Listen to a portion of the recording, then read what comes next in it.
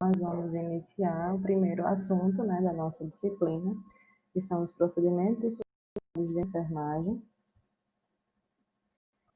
Disciplina essa que vocês já viram, a introdutória, que foi dada dentro da disciplina Fundamentos de Enfermagem, que hoje, na nova emenda, recebe o nome de Semiologia e Semiotécnica 1, e hoje nós iniciaremos, de fato, o conteúdo da disciplina Semiologia e Semiotécnica 2.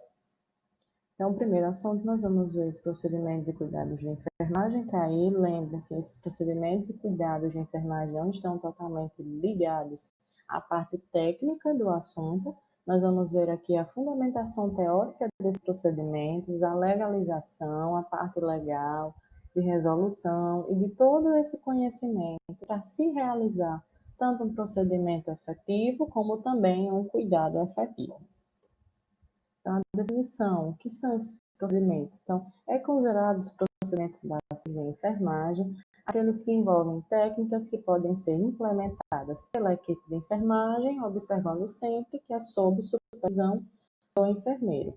Aí, o que eu quero dizer a vocês aqui, quando a gente fala de equipe de enfermagem, então nós estamos falando de auxiliares, técnicos e enfermeiros. São esses três tipos de profissionais, essas três classes profissionais, que elas formam o que nós chamamos de equipe de enfermagem. Quando também se fala sobre a supervisão do enfermeiro, é porque é ele, o profissional com nível superior, que vai supervisionar, vai orientar e também a função dele é retirar todas as dúvidas das outras duas classes na execução dos procedimentos e de enfermagem. Então, essa condução das técnicas, ela também deve ser fundamentada na literatura e resguardar sempre a segurança do profissional e do paciente. Quando se fala que é fundamentado na literatura, é porque todo cuidado, toda prestação de cuidado, ela deve manter o que nós chamamos de padrão. Deve-se padronizar esse cuidado, baseado, fundamentado na literatura, ou seja, como manda a literatura, para que não haja nenhum risco, nem para o paciente, e muito menos para o profissional. Porque a importância de assegurar a segurança também do profissional. Sem profissional seguro, não tem como manter um paciente seguro, não tem como manter um cuidado efetivo, estabelecer esse cuidado. Então, há uma grande importância também de manter a segurança desse paciente, desse profissional, desculpa. O objetivo, então, temos vários objetivos dessa prestação de cuidados, aqui eu elenquei os considerados mais importantes, que seria obter sempre a qualidade na assistência oferecida. Então, esse é o ponto crucial, um dos primeiros pontos a ser listado, mas abaixo dele, e bem mais talvez, né, nem abaixo, acima dele, né, o ponto mais importante da prestação do cuidado da enfermagem é auxiliar o paciente na recuperação. Então, quando ele fala auxiliar, é levar esse paciente à recuperação, que é o nosso maior objetivo, que esse paciente seja recuperado, ele tratado, seja cuidado, seja recuperado e depois encaminhado para seu domicílio. Então, essa também, a qualidade na assistência oferecida, ela vai estar diretamente ligada a essa prestação de cuidados baseado em literatura, baseado e fundamentado na literatura. Porque quando a gente baseia na literatura, faz tudo como manda a literatura, como exige, tendo todos os cuidados, nós temos a oportunidade de oferecer uma assistência de qualidade. A redução de custos é um dos pontos mais importantes a serem seguidos, pelo fato de que, se reduzir os custos também, estamos reduzindo os nossos custos, não só daquele hospital, porque seja ele público ou privado, agora é claro, maior quantidade no público, não aquele produto. Ele vem através de impostos e quem paga impostos somos nós, a população no geral. Promover o conforto ao paciente é um ponto muito importante, não porque esse paciente ele está hospitalizado, ele está totalmente acamado, sem mobilidade, que ele não deve ter um conforto, pelo contrário.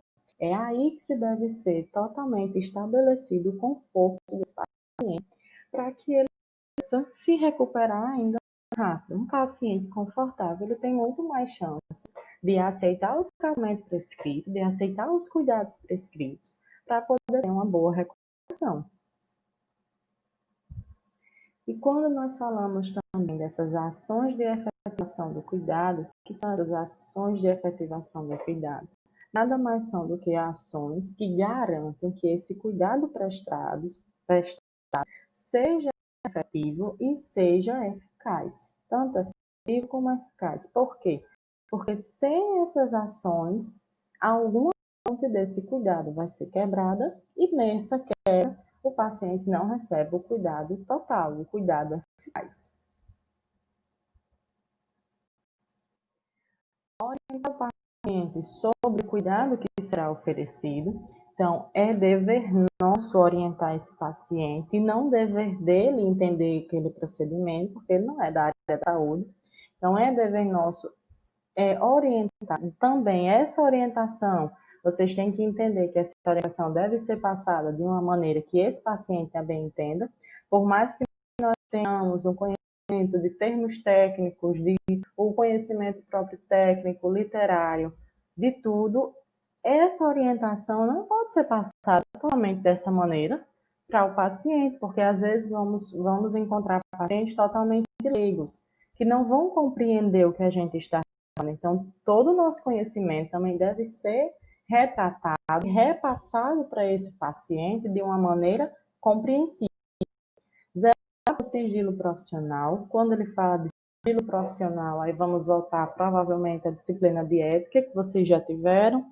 Se não tiveram, vão realmente ver. Que aí ele se liga totalmente a esse quarto ponto, aos aspectos éticos e legais da profissão, porque esse sigilo profissional é justamente o sigilo que todo mundo fala, que estamos vivenciando agora, por exemplo, na pandemia. Quando é divulgado na nossa cidade a quantidade de pessoas suspeitas e a quantidade de pessoas de casos confirmados, ou seja, de pessoas realmente infectadas, não se pode divulgar o nome daquele paciente. É isso que nós chamamos de sigilo profissional. Ah, professor, mas eu sei que fulano está assim com a Covid. Sim, você sabe que fulano está com a Covid porque fulano quis falar. Mas não é legal, quando eu falo legal no sentido de jurídico, no sentido jurídico da palavra, o profissional da saúde dizer que tal paciente está contaminado por patologia. Um exemplo comum, quando nós vamos aos estágios. Então, o que acontece nos estágios, ficam nos estágios. Se você viu o seu vizinho tomando a medicação para a doença da patologia da qual você não sabia, então só você vai saber daquilo. Sua família não poderá saber. Isso é o que nós chamamos também de sigilo profissional. Higienização das mãos, que aí a higienização das mãos vem lá do tempo de Flora, esse foi o nosso pontapé inicial da enfermagem. Foi quando a enfermagem ela abriu as portas de todo o mercado, de conhecer os cuidados de enfermagem através da simples higienização das mãos, que hoje nós sabemos que é um dos mais cuidados que se deve ter ao Covid-19, por exemplo. Nós temos que higienizar as mãos porque nela, é nessa higienização que evitamos de contaminar outros objetos, como por exemplo o nosso celular, ou outras pessoas com um aperto de mão. Então, através desses toques, o toque é a nossa das mãos que leva a maioria dos micro-organismos, sejam bactérias, sejam vírus. Atentar a esses aspectos éticos legais da profissão, um dos já relatou a questão do sigilo profissional também, mas aspectos legais da profissão seria mais ligado a essa questão de esse profissional só desenvolver as atividades que cabem à classe profissional dele. O que de falar por aí, ou algum comentário, técnico fulano de tal, ou enfermeiro fulano de tal, que tem 30 anos de profissão, ou mais, eles realizam sutura. No hospital não é o médico que faz sutura, é o enfermeiro técnico de enfermagem. Isso não é legalizado. Então, quando fala em aspectos legais, profissões, nós vamos diretamente. Devemos fazer o que o nosso código de ética permite. A legislação Quando é que o enfermeiro vai poder realizar uma sutura? Quando ele é enfermeiro obstétrico, que aí ele pode sim realizar a sutura na parte genital feminina no momento do parto, quando necessário. A ação de registro de enfermagem de forma eficiente é algo que realmente a classe de técnicos de enfermagem, a própria classe de enfermeiros, a equipe de enfermagem no geral, às vezes deixa passar desapercebido, não faz realmente esse registro efetivo, o que provoca uma falta de informação, uma falta de comunicação desses profissionais também, seja na equipe de enfermagem, seja eles profissionais como médicos, fisioterapeutas, que quando vai para o prontuário do paciente não há tantos registros como deveria ter. Então, há um cuidado muito grande em realizar esses registros, de como realizá-los e da importância de realizá-los. Nós vamos ter uma aula para falar apenas de registro. A sistematização de trabalho, quando ele fala sistematização, ele está querendo realmente a arte da organização desse trabalho. Então, deve estar tudo mantendo sempre uma linha de organização, deve sempre estar com o seu trabalho, com todo o aspecto do ambiente de trabalho organizado, sistematizado para efetivar esse cuidado. Se não houver essa sistematização, o cuidado realmente é livrado. Respeitar as preferências do paciente, sempre que possível, quando for respeitar as preferências do paciente, por isso desse sempre possível, porque nem sempre nós vamos poder respeitar a vontade desse paciente, nem sempre vamos poder respeitar as preferências. Se temos um paciente hospitalizado com um quadro de desnutrição, e esse paciente não quer comer, é uma preferência dele não querer comer, nós não vamos poder obedecer, porque foge da efetivação desse cuidado. Nós temos que cuidar do quê? Nesse caso, desnutrição. Então, esse ponto aqui, esse respeito às preferências, infelizmente, vai ser quebrado, porque ele precisa se alimentar. Fundamentar a prática profissional em evidências científicas. É a mesma coisa do slide anterior, da gente dizer que todas essas técnicas devem ser baseadas na literatura. Quando a gente fundamenta a prática profissional, a nossa prática profissional em evidências científicas, temos que refutar, temos como ir contra alguma prescrição da qual você não concorda. Quando eu digo da qual você não concorda, é porque você não está vendo um motivo exato, não está compreendendo por que tal prescrição para aquele paciente não está encaixando. Mas por que não está se encaixando?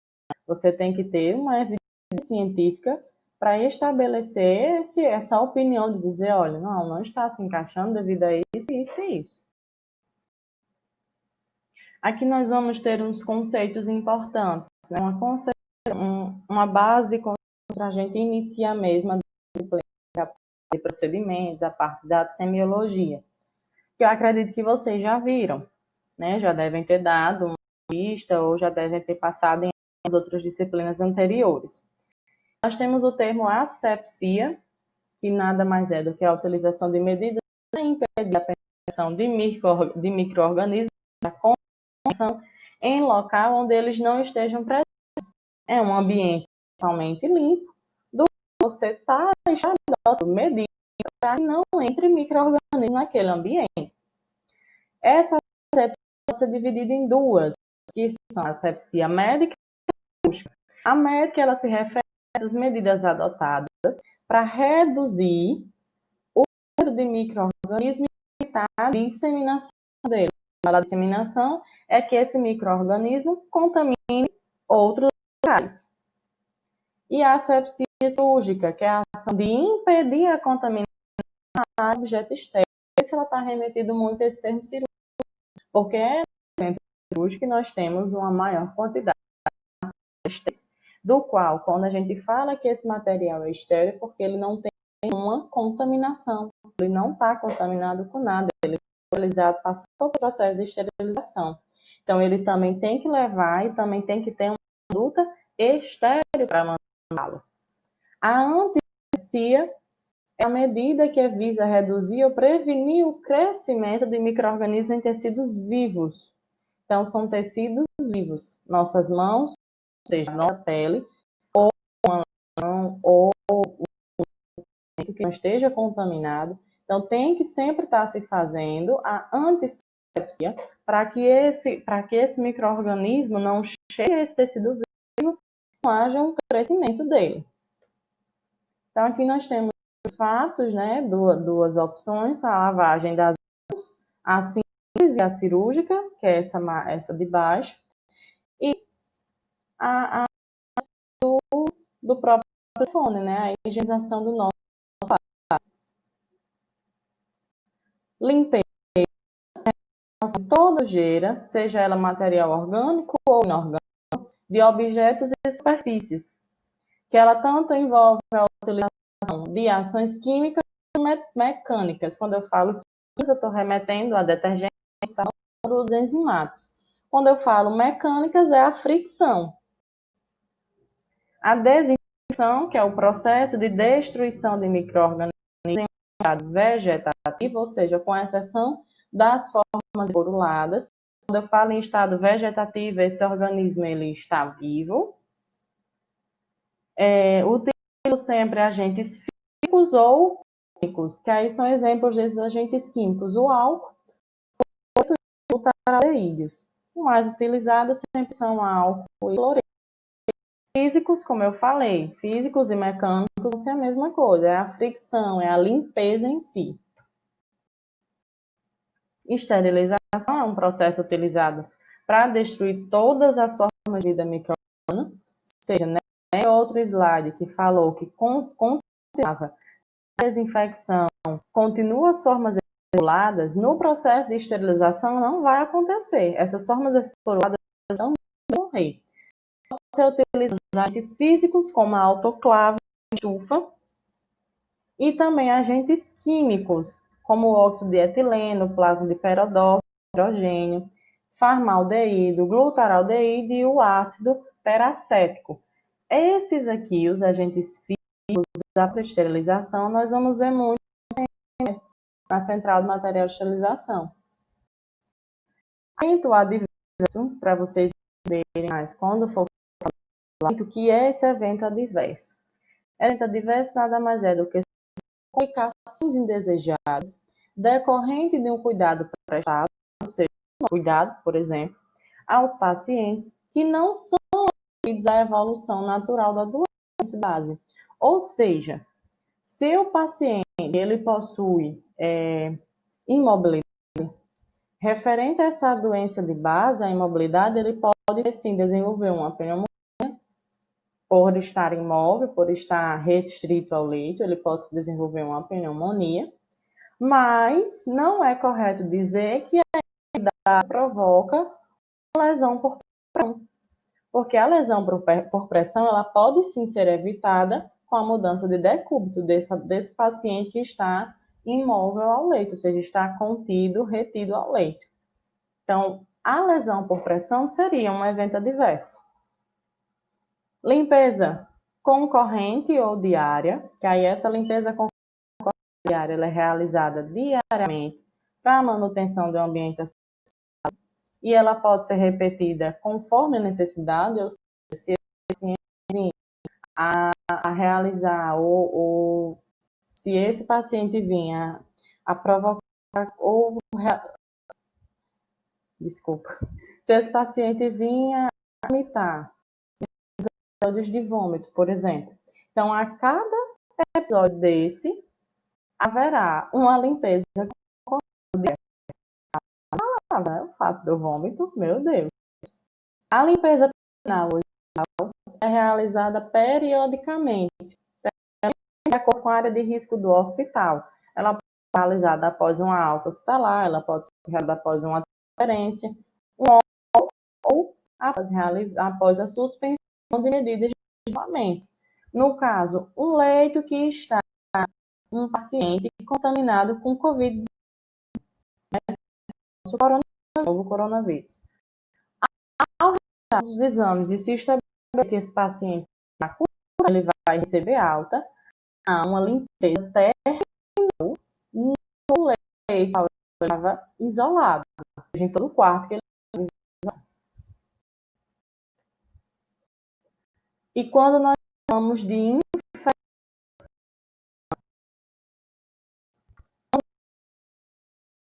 De infecção, os dois tipos.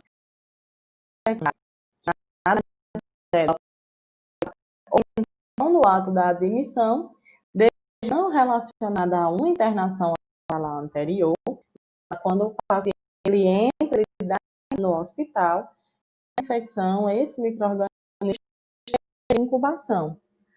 Mas tem sempre estar lembrando que antes dessa infecção, esse paciente não houve nenhuma outra internação com poucos dias, por exemplo, ele recebeu há 5 dias e está entrando novamente, dando entrada novamente no hospital.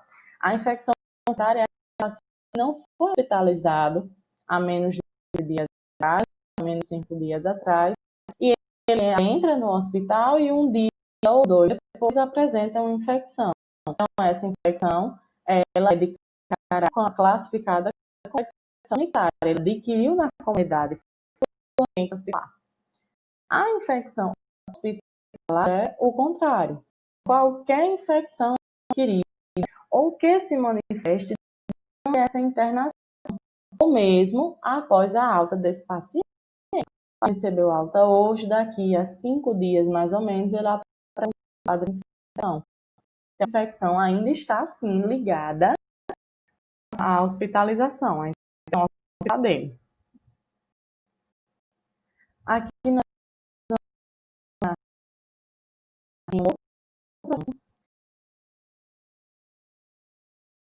com certeza, mais que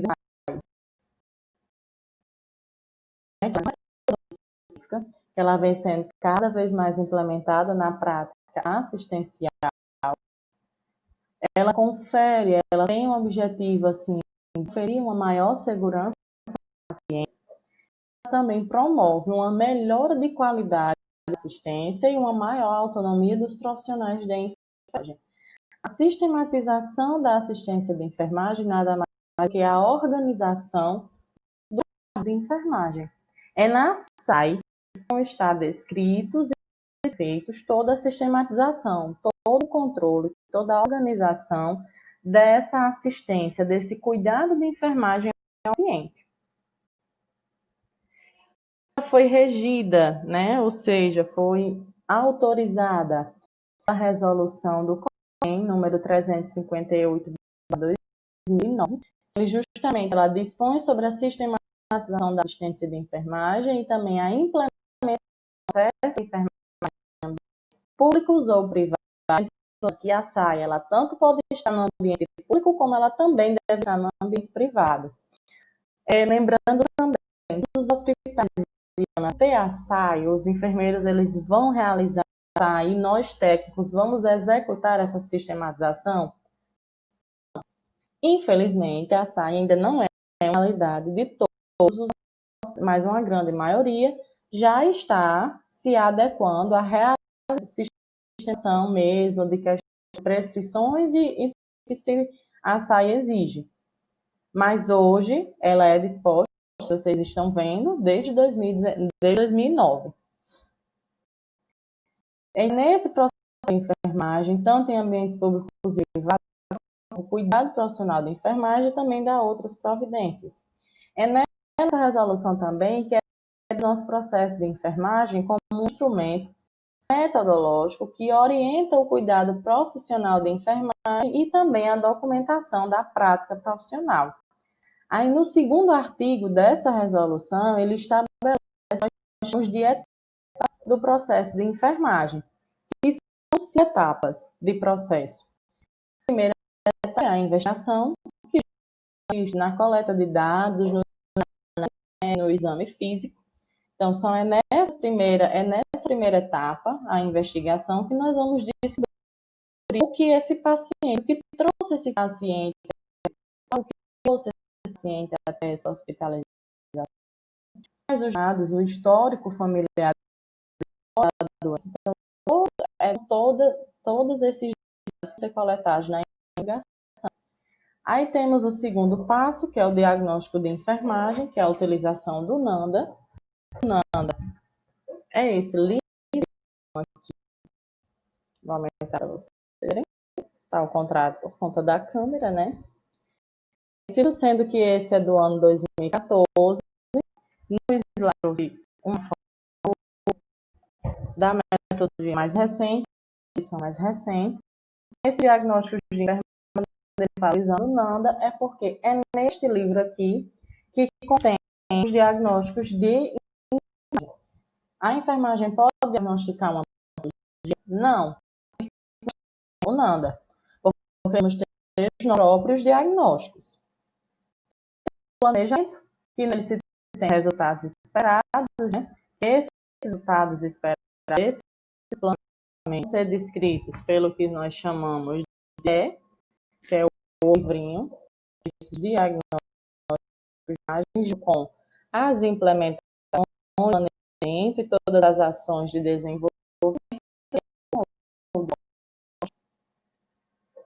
Na quarta etapa, nós vamos ter implementação, assistência de imagem, que vai se realizar todas as ações estabelecidas, planejamento, que é nessa quarta etapa que o técnico entra efetivamente. Então, isso aqui depende muito mais do técnico, da própria equipe de enfermagem. O detentor dessa quarta etapa é o técnico de enfermagem, porque é ele que vai realizar essas ações que foram estabelecidas. 2 quanto no 3. Que tanto o 2.3 é proprietária, privado do enfermeiro, e o 4 ele é técnico de enfermagem. E o último, a ação de enfermagem ele é considerado um processo contínuo, porque essa avaliação é diária. Se o paciente está 20 dias hospitalizado, ele vai ser avaliado durante 20 dias. Se ele passa vai ser avaliado durante esse um dia. Então, é um processo contínuo, não tem data definida no início, né? Vai durar 3, 4, 5 dias. Não, vai durar o tempo do paciente. Aqui é a versão mais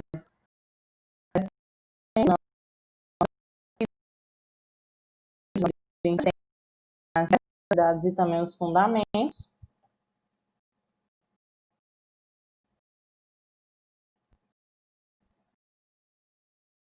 Aqui vocês.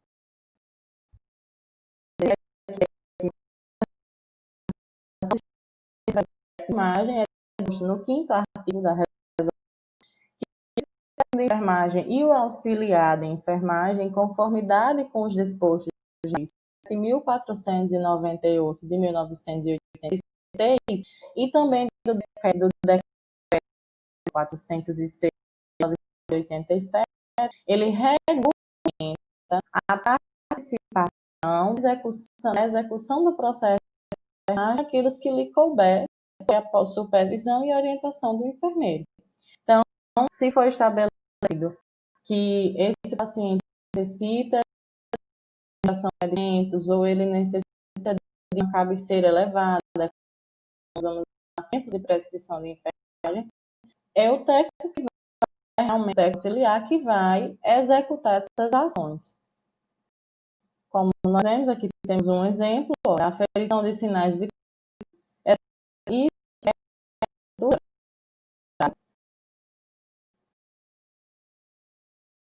que a altura de a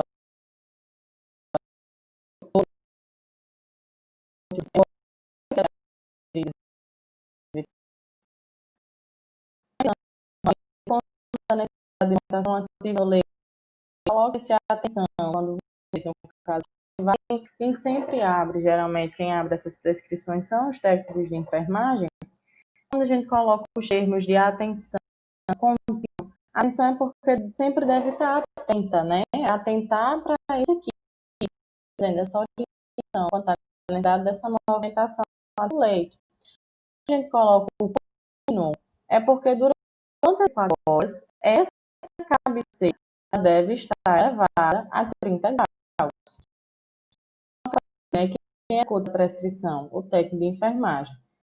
Sempre vai sem você ver o termo técnico de enfermagem e auxiliar de enfermagem. Mas é que essa classe do auxiliar de enfermagem está também é regulamentado por lei, essa não existência mais, esse processo distinguir essa classe, porque esses auxiliares de enfermagem, eles estão nesse momento com técnico.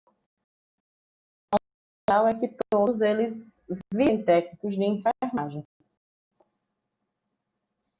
E a gente,